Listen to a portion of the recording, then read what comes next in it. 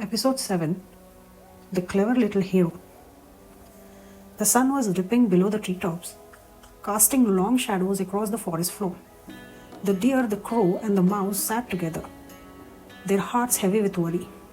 Their dear friend, the tortoise, had not returned, and an uneasy feeling crept over them. "We cannot just sit here," said the deer, his voice filled with determination. "No matter the risk, we must find him." Without hesitation, the three friends set off. The mouse nestled himself inside the deer's ear, his tiny eyes peering out anxiously, while the crow soared above, scanning the path ahead. As they neared the edge of the forest, their worst fears came true. A hunter was riding away, with the tortoise trapped in a net under his arm. The poor creature's leg flailed helplessly, but he was powerless to escape. The mouse, small but sharp-witted, acted at once. "Listen carefully," he whispered. "Deer, lie down and pretend to be dead. Crow, perch on his head and act as if you're about to peck his ears out." The deer hesitated for a moment, but he trusted his little friend. With a deep breath, he collapsed onto the ground, as still as if life had left him.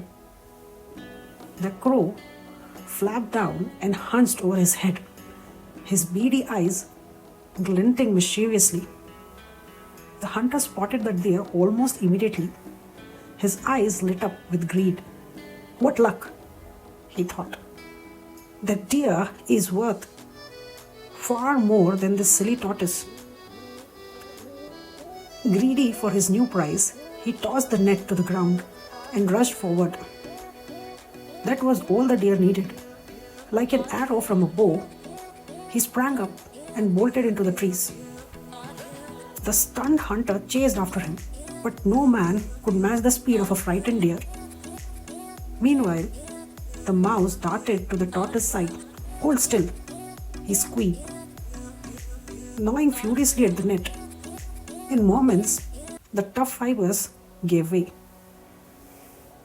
The tortoise, now free, wasted no time.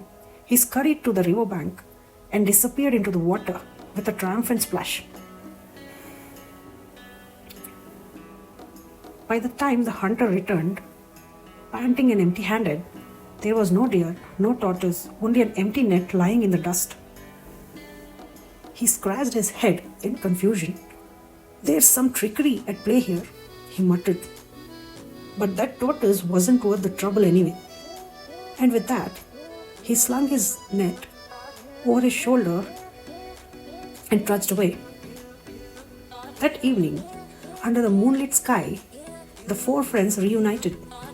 They spoke of their adventure, each sharing their own version of the tale. The deer praised the mouse. "Without you, my friend, the tortoise and I would not be here today. Your wisdom saved us both." The tortoise nodded. "Yes, but do not forget that my shell protected me from the harm when I fell." The crow ruffled his feathers. "And who introduced you all to Hiranya? Our clever little hero?" "Me," he declared, with a knowing look. The deer chuckled. "That is true. We all have our strengths, but today we owe our lives to the smallest among us." The mouse, usually so full of words, simply smiled. And so, the four friends, bound by loyalty and trust, continued to live together in the forest, their bond unshaken by their latest adventure. For in the end, size did not matter.